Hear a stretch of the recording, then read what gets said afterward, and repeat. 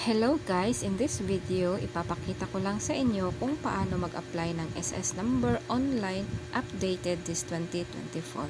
This time, yung gagawan ko ng SSS number is para sa mga naghahanap ng trabaho or for employment or new employed pero hinanapan na ng employer ng kanilang SSS number.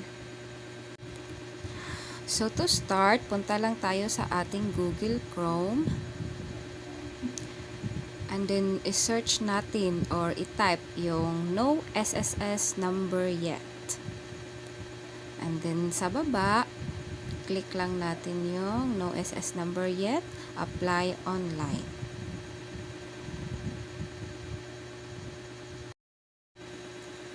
So guys, pakisundan lang natin yung cursor. Click here. And then, click natin yung start.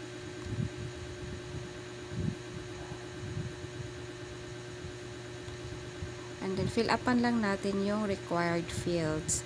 Yung may asterisk, yun po ang importante na ma-fill upan po natin.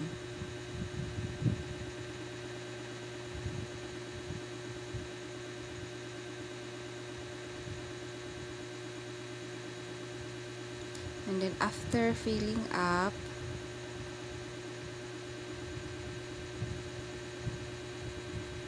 so, i-click na po natin yung I'm not a robot.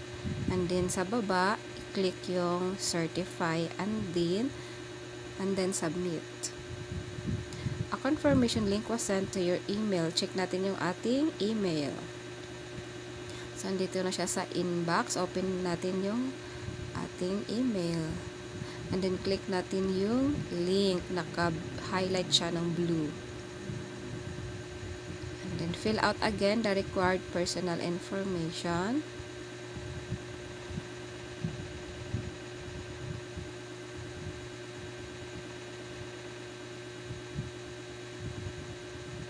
Dito sa baba, choose natin kung para saan gagamitin ang pag-open natin ng SSS number.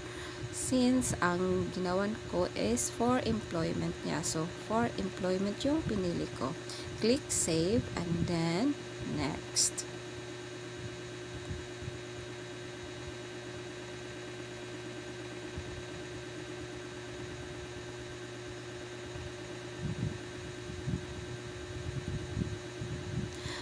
Fill up again some required information. After filling up, click natin yung save and then next. Another required information to fill up for beneficiaries. So, lagay mo dyan yung kung sino yung mga beneficiaries mo. And then, choose natin yung preferred user ID.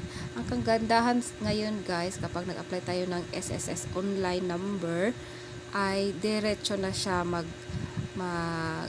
na siya ng preferred user ID at saka yung password. Isisend nila sa email mo yung password at pwede mo siyang i-change. So, diretso na siya.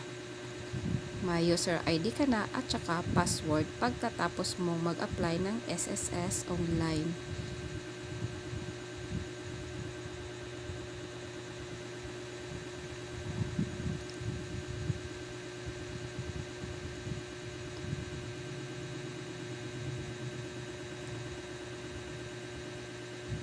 So, after filling up, save lang natin at saka next. So, review your details kung tama lahat ng information.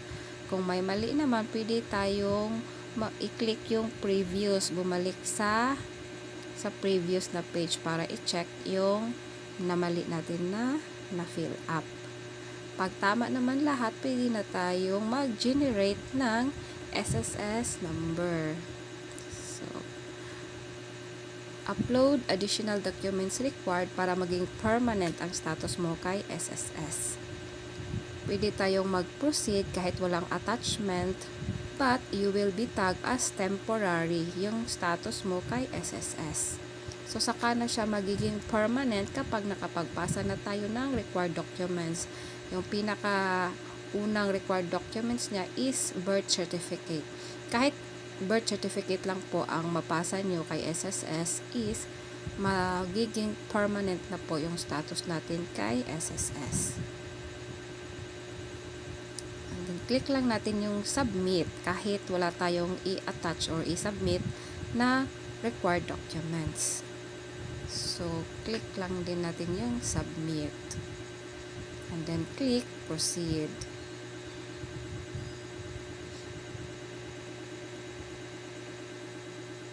So now it's 100%. Congratulations! So ayan guys, mayroon na tayong SSS number. Makikita natin dyan sa baba. Yung detailed information natin sa ating SSS number.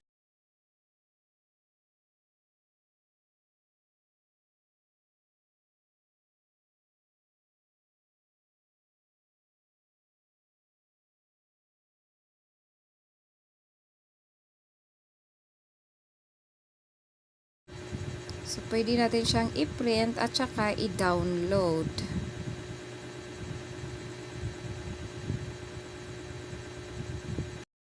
So, that's all for this video.